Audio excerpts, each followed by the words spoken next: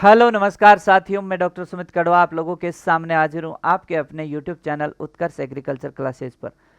जी हाँ साथियों, आज का ये जो अपना वीडियो है, इस वीडियो के अंदर अपन चर्चा करेंगे कि पशुधन सहायक अभ्यर्थी जो है वो एग्ज़ाम हॉल में क्या होनी चाहिए उनकी स्ट्रेटजी।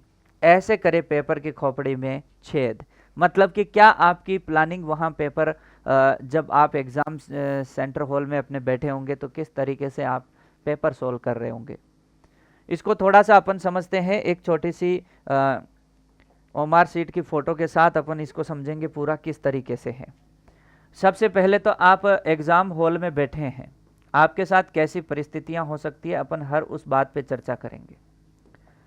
साथियों, एग्ज़ाम हॉल में आप बैठे हैं, पेपर जो है आपका किस प्रकार का आ सकता है। कल आपके सामने कई ऑप्शन रहेंगे। सबसे बेस्ट ऑप्शन है कि पेपर का लेवल है वो मॉडरेट रहेगा। दूसरा ये भी पॉसिबल है कि पेपर का जो लेवल है वो काफ़ी ज़्यादा हार्ड हो, और पेपर जो है वो काफ़ी सिंपल भी हो सकता है। ये तीनों प्रकार का पेपर अपने को देखने को मिल सकता है। तो तीनों प्रकार के पेपर में किस तरीके से अपनी प्लानिंग रहनी चाहिए, ये आपको ध्यान रखना है। हर तरीके से आपको तैयार रहना, कैसा भी पेपर आ सकता है। सर आप तो हमेशा बोलते आए हैं कि पेपर हार्ड आएगा, वो आपको पहले डराया जाता है ताकि आप अच्छे से अपनी तैयारी करें, जी जान लगा करके मेहनत करें, आप इस एग्ज़ाम को हल्के में ना लें। और वो एक डर ज़रूरी भी है ताकि आप परीक्षा को सीरियसली लें। और ये ज़रूरी इसलिए भी है क्योंकि हार्ड पेपर आते समय नहीं लगता है। कभी भी चलते चलते हार्ड पेपर आ गया, अपन हमेशा इजी के लिए तैयार बैठे हैं, और हार्ड पेपर आ गया तो फिर अपन क्या करेंगे, फिर सांसें फूल जाएगी। तो इसलिए हमेशा अपने को तैयारी जो है वो हार्ड के अकॉर्डिंग करनी होती है। लेकिन कई बार अपन इतना सब टफ चीज़ें पढ़ के जाते हैं, वहाँ बिल्कुल इजी पेपर आ जाता है, सिंपल पेपर आ जाता है। ऐसा भी अक्सर करता है बोर्ड, ये आपको पता है। तो उसमें भी अपनी प्लानिंग कैसी होनी चाहिए, हार्ड में अपनी प्लानिंग कैसी होनी चाहिए और मॉडरेट में अपनी प्लानिंग कैसी होनी चाहिए। तो अपन चर्चा करते हैं सबसे पहले मॉडरेट पेपर की। तो मॉडरेट पेपर में तो आपको ज़्यादा दिक्कत आएगी नहीं। मॉडरेट पेपर किस टाइप का होगा, जिसके अंदर आपके ये मान के चलिए कि लगभग 80% क्वेश्चन उसके अंदर क्या रहेंगे। 80% का मतलब मैं आपको बता दूं कि लगभग आप मान के चलेंगे कि ज़्यादा से ज़्यादा अगर क्वेश्चन की बात करें 80 क्वेश्चंस और 40 क्वेश्चंस, लगभग 115-120 क्वेश्चन बिल्कुल सिंपल रहने वाले हैं। मतलब आप ये मान के चलो 80% भी नहीं, अपन 100 क्वेश्चन सिंपल मान लेते हैं। 100 क्वेश्चन आपके कैसे रहने वाले हैं, सिंपल रहने वाले हैं, बिल्कुल बेसिक रहने वाले हैं। तो जाहिर सी बात है बेसिक क्वेश्चन में आपको वही छोड़ना है जिसका डाटा आप भूल चुके हैं। बाकी लगभग क्वेश्चन आप अटेम्प्ट करने जाएंगे ही, वैसे ही आपका पढ़ा हुआ होगा तो अटेम्प्ट करेंगे। 50 क्वेश्चन में फिर खेल होगा। 50 क्वेश्चन में से आपको 15 से 10-15 क्वेश्चन ऐसे रह सकते हैं जो आपने देखे भी नहीं है कभी, उन क्वेश्चंस को आप लीव कर सकते हैं। मतलब यहाँ पे एक मॉडरेट पेपर जब रहेगा तो आप देखेंगे कि उसमें लगभग आप 130-135 क्वेश्चन अटेम्प्ट करने जा सकते हैं, यदि पेपर का लेवल ठीक ठाक रहता है, मॉडरेट रहता है। हो सकता है कोई स्टूडेंट उसमें 120-25 भी अटेम्प्ट करे वो पेपर के, क्योंकि आपको पता है इसके अंदर जो पार्ट दूसरा वाला है उसके अंदर काफ़ी क्वेश्चंस ऐसे हो सकते हैं जो आपके सुने हुए भी ना हो। जैसे करंट अफेयर्स में कई बार करंट है कुछ भी पूछ लेता है, कुछ भी मतलब कुछ भी पूछ लेगा और आपने सुना हुआ नहीं है, तो ऐसे क्वेश्चंस को छोड़ना ही बेहतर होता है। चलिए अब बात करते हैं अपन हार्ड यदि पेपर आ जाता है तो ऐसी स्थिति में क्या करें। हार्ड पेपर आएगा तो भी आप मान के चलिए कि 150 में से 75 क्वेश्चन क्या रहने वाले हैं, बेसिक रहने वाले हैं। 75 क्वेश्चन जो है वो बेसिक रहने वाले हैं। हार्ड पेपर मतलब ज़्यादा ही हार्ड हो गया, बेसिक रहेंगे। 20-30 क्वेश्चन ऐसे होंगे जिनकी लैंग्वेज घुमाई हुई होगी,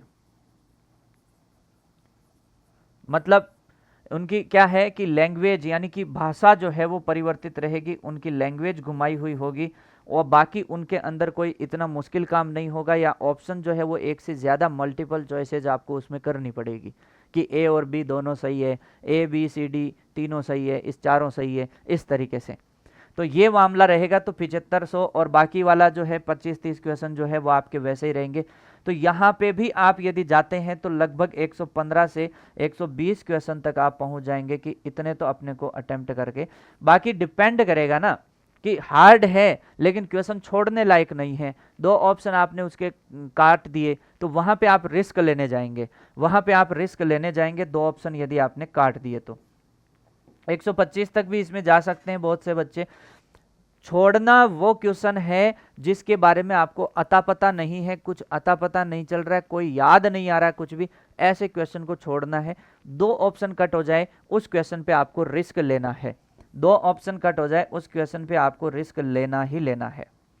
लास्ट बात करता हूं मैं, सिंपल यदि पेपर आ जाता है तो सिंपल का मतलब है भाई साहब कि 110 120 क्वेश्चन बिल्कुल आसान रहने वाले हैं, तो ये तो सीधे ही इसमें से आपको अटेम्प्ट करना ही है। लगभग कोई 1-2 क्वेश्चन छोड़ने लायक होंगे जिसके डाटा आप भूल चुके होंगे, बाकी जो 30 क्वेश्चन वो बचेंगे उनका थोड़ा सा लेवल रहना ही रहना है। सिंपल पेपर के अंदर भी 25-30 क्वेश्चन तो ऐसे रखेंगे ही, वो ऐसा हो नहीं सकता कि 150 के 150 ही सिंपल दे दे।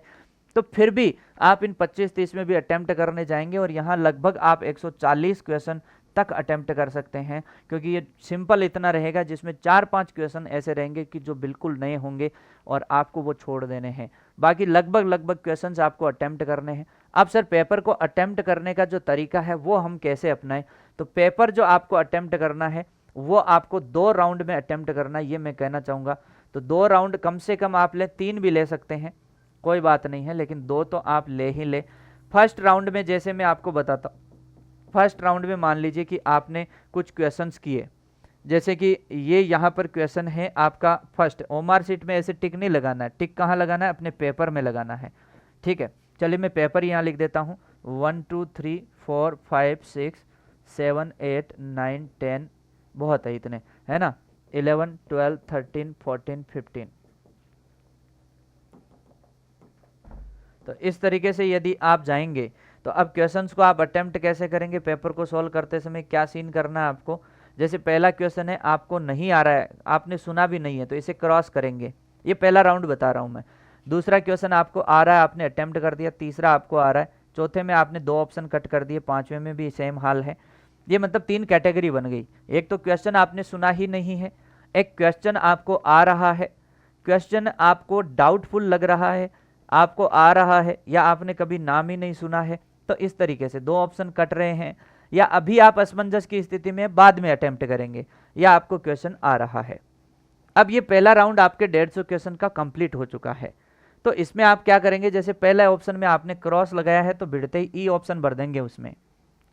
उसके बाद दूसरे ऑप्शन के अंदर, दूसरा आपने जो भी अटेम्प्ट किया, मान लीजिए बी ऑप्शन सही था, तीसरे में मान लीजिए बी ऑप्शन सही था, चौथे और 5वें को आपने छोड़ा है तो यहां भी खाली छोड़ेंगे। छठे को आप डायरेक्ट क्या करेंगे? ई ऑप्शन यहाँ पे भर देंगे, मतलब उसका झंझट ही खत्म, अब दोबारा देखना ही नहीं है। सातवां और 8वें में मान लीजिए आपके ए ऑप्शन थे, आपने यहाँ पे ए ऑप्शन भर दिए। उसके बाद अगर अपन बात करते हैं तो 9वां क्वेश्चन जो है मान लीजिए आपने अभी छोड़ा है। 10वां क्वेश्चन जो है उसके अंदर मान लीजिए आपने सी ऑप्शन कर दिया। 11वां आपने नहीं करना है तो ई ऑप्शन कर दिया। 12वां जो है उसको अभी छोड़ेंगे, 13वां छोड़ेंगे, 14 और 15 इनके अंदर भी मान लीजिए ए और सी ऑप्शन कर दिए। इस तरीके से आपने अटेम्प्ट किया है।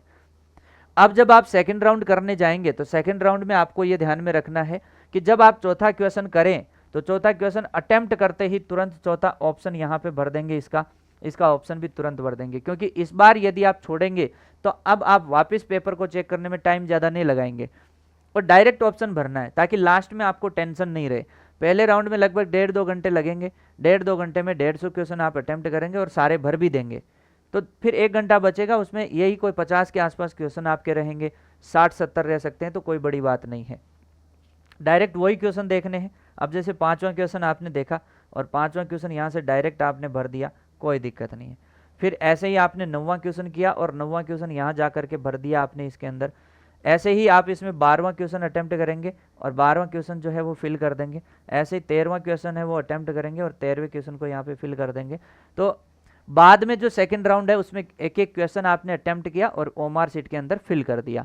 तो ये प्लानिंग आप लोगों को रखनी है। ये एक छोटी सी एक तरीका है कि इस तरीके से आप पेपर को एक सुनियोजित तरीके से कर सकते हैं। इसमें टाइम मैनेजमेंट आपका इतना बेहतर रहेगा और सबसे अहम बात कि जो क्वेश्चंस, क्योंकि यहाँ पर 3 घंटे हैं, टाइम मैनेज इसलिए ज़रूरी है कि 3 घंटे आपके लिए इस पेपर के हिसाब से बहुत सफिशिएंट है, क्योंकि मैथमेटिक्स की कैलकुलेशन यहाँ पे है नहीं।